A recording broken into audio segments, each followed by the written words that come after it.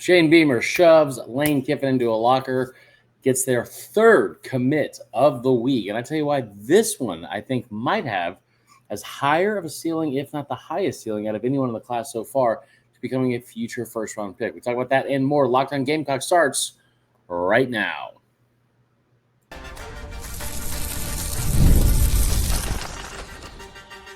You are Locked On Gamecocks, your daily podcast on the South Carolina Gamecocks, part of the Locked On Podcast Network, your team every day. What's up, guys? Welcome into Locked On Gamecocks. I'm your host, Chris Marlar. I hope everyone had a fantastic start to your week and a good Wednesday as you're watching this. We got a good episode for you today. We're going to talk about a quick episode and the news that came out on Monday about the latest commitment from South Carolina. Before we do, I want to say thank you to everyone making Locked On Gamecocks your first listen each and every day. Shout out to our everydayers.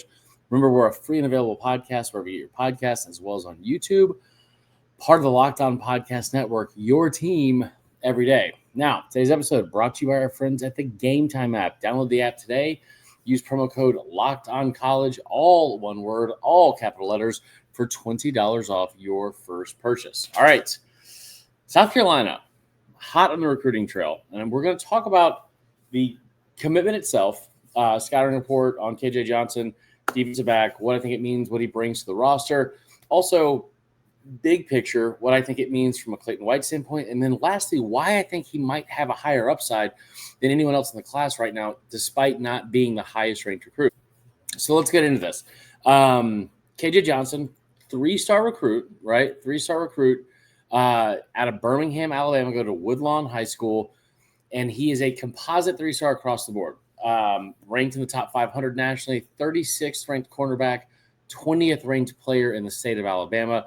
He is nearly an identical in terms of a stat sheet prospect, or like a box score almost, if you want to phrase it that way.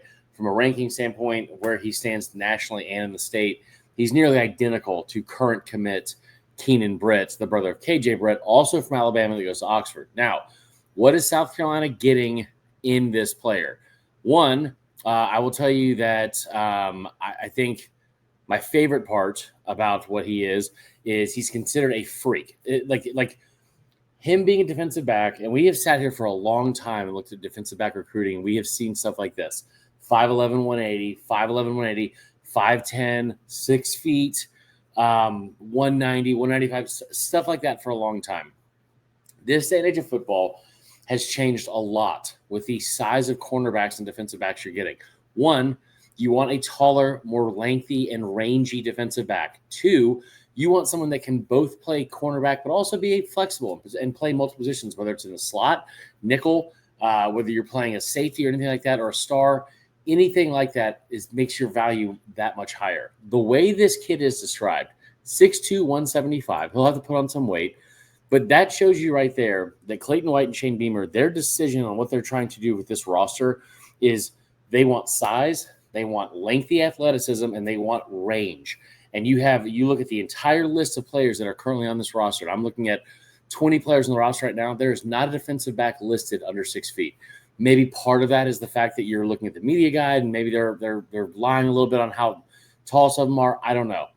But there's not a player listed under 6 feet. You got one here that's 6'2", 175 pounds, and that is what we're looking for. They will undoubtedly put 15 pounds on him before he probably hits the field, because that's been the standard of weight that you've seen from almost every player they have currently on the roster at that position, okay? That's the mold they're looking for.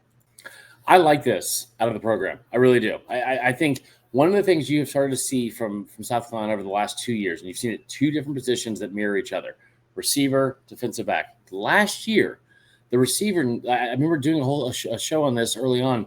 You had like 12 or 13 total players at receiver, and only 4 of them were over 6'2" or higher. You did not have a lot of big physical receivers, tall receivers, especially in situations where you'd want a guy that can go up and get a ball in the red zone.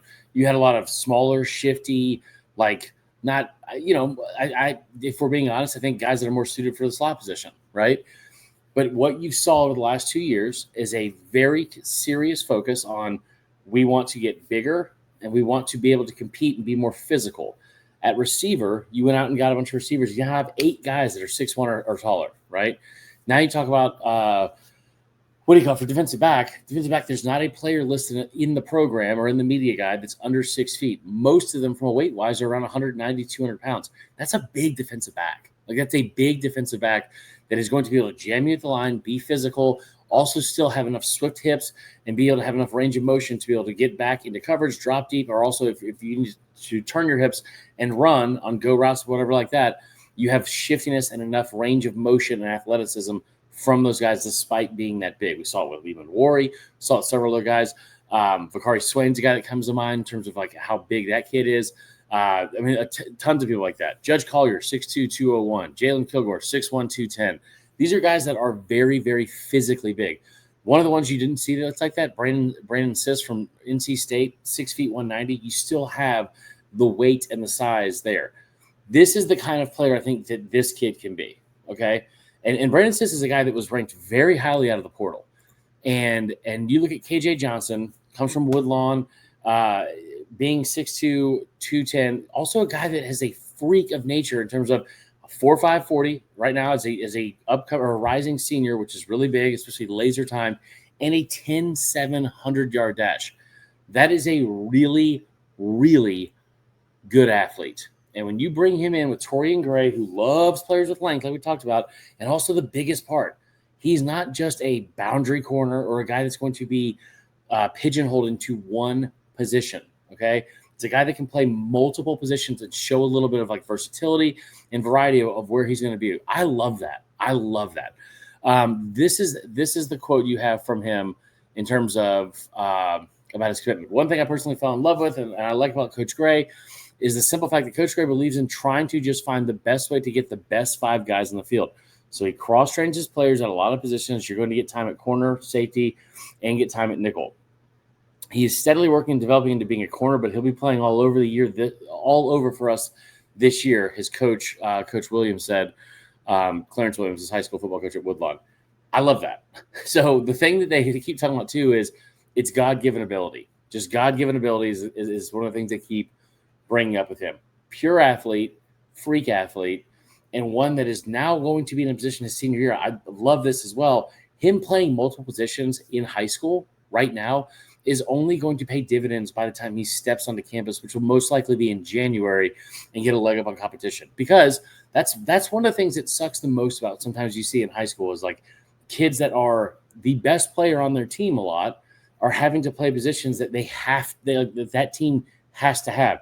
Whether it's an offensive lineman having to play left tackle, whether that might end up playing guard at some point in college, whether it's a defensive player that's a linebacker has to play edge or vice versa, or a corner that's playing safety or vice versa. Like this kid being in a situation where his coach is going to let him play multiple positions just to continue to improve is huge. The other part that I love about this is who you beat out to get him, because he's a 3-star recruit. And you can sit there and scoff at that all you want, but he's a 3-star recruit. Okay. And even though he's a 3-star recruit, his other offers, he had 22 total offers, and they were from all over the country. The teams that he also had offers from: West Virginia, Arkansas, let's see here, Mississippi State, Ole Miss, like tons of teams like that. But the teams that you beat him out for, or the other teams you beat out, Texas Tech, Ole Miss, and Arkansas.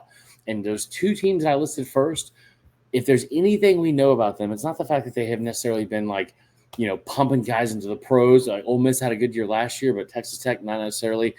The thing that we know about both those teams, what is it? Money. And Texas Tech is now in a position where they are buying recruits, buying players to try and build this roster, thanks to their former player and alumni that sold his oil company for $4.1 billion. And now they're putting upwards of $35 million into each class, and good for them. But when you talk about being able to make sure a kid that's not even from your own backyard, from another state, is choosing your program and your culture and your environment instead of just going to chase a payday with Ole Miss or Texas Tech, again, huge. And it speaks volumes to what people are loving about this program, and especially what they're loving with Shaden Beamer. The last thing I'll say is this.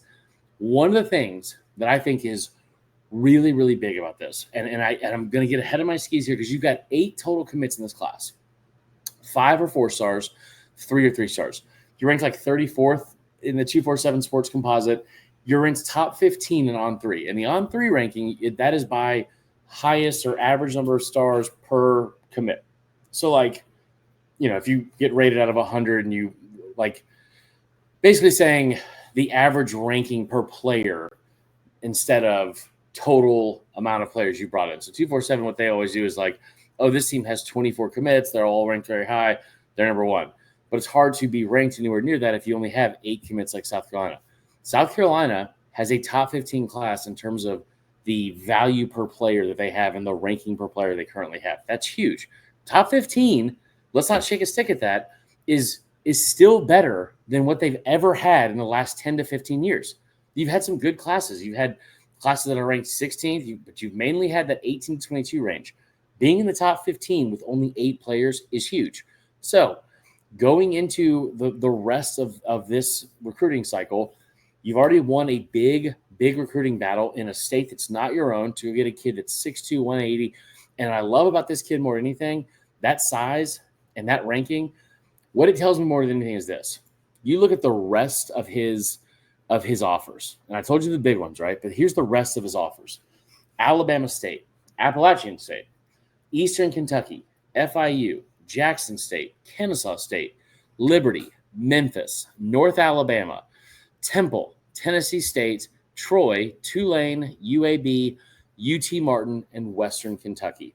An overwhelming amount of his 22 total offers were from small group of 5 schools, some FCS, but not big schools. We have seen the track record over and over and over again where Clayton White and Shane Beamer have identified, and Darren Usher have identified a prospect and said, hey, I don't know if you saw this kid's film, not ranked very high, only a 3-star recruit, blah, blah, blah. There's something about this kid. Watch this. And then they evaluate that. They bring him in, commit, develop, and next thing you know, he is pumped out into being a very, very valuable player for the program, a guy that is a versatile player for the program, and more than anything, ends up making himself some money in the future. When you talk about some of the guys they've turned from 3-star prospects into top 50 NFL picks, as well as NFL draft picks in general. You had 5 players in this past year's off last year's defense that were picked in the NFL draft, 3 in the top 50, and they were all former 3-star recruits. All were former 3-star recruits. So to be able to go get a kid like this that has already got the physical makeup, 6'2", 180, you will put weight on this kid. He will be a long, rangy, versatile player in that secondary, which is what you need. Fast, 10-7. And here's the other thing too, guys. You guys know just as well as I do. He's running a 10-7, 17 years old. That's only going to get faster. And a 4.5. He's only going to get faster once he continues to develop and starts training. I imagine Woodlawn High School doesn't have the same facilities and programs and things to get faster and bigger and physically more talented and becoming a better athlete than the University of South Carolina. He is going to only become a bigger physical freak. And I think in 3 to 4 years, this type of player, and I'm not saying it's specific to KJ Johnson because I don't know enough about KJ Johnson or his tape, but that player, that profile, that type of player, that is to a T what we have seen Shane Beamer in South Carolina do for years and years and years now of putting people in the NFL and putting kids that were overlooked and kind of afterthoughts and turn them into diamonds in the rough. And this is another one that I think South Carolina is going to do it with because KJ Johnson is going to be a very good player and fits every single checks every single box that you want from a player in his position. Now, that is all for today's episode. Before we close out, I do want to tell you this. I know we had a short episode today. We're going to have another one coming up tomorrow. It's a little bit longer, talking about the schedule release. If you guys saw it, pretty exciting stuff there. A little bit more certainty around the schedule itself and what time South Carolina is going to play. Before we do that, I do want to also tell you real quick about our friends at Game Time. You guys have heard me talk about Game Time before. You're going to hear me talk about them again. So just deal with it because they're fantastic and they've helped me out. I know they'll help you out as well. If there's nothing like the NBA playoffs, there's intensity, there's buzzer beaters, the fans losing their minds. It's the kind of atmosphere you must experience live. This year's matchups are already delivered, and if you want in, Game Time makes it fast and easy to get seats, even for the biggest playoff games. Prices on the app actually drop closer to tip-off, and with killer last-minute deals, panoramic seat views, and no surprise fees, Game Time is a total game changer. I was just in the app a while ago. I was looking at different games, also looking at College World Series games. I tell you what, the things I love the most, one, zone deals where I can save up to 60% off in great sections. Also, I can see my exact view before I ever buy or before I ever step in the actual stadium, building, or arena.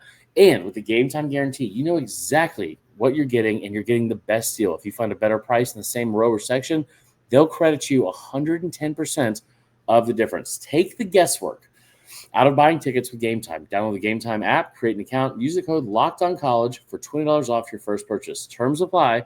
But again, create an account and redeem the code LOCKEDONCOLLEGE for $20 off. Download the Game Time app today. Last minute tickets, lowest price, guaranteed. All right, guys, we'll be back tomorrow with more Locked On Gamecocks.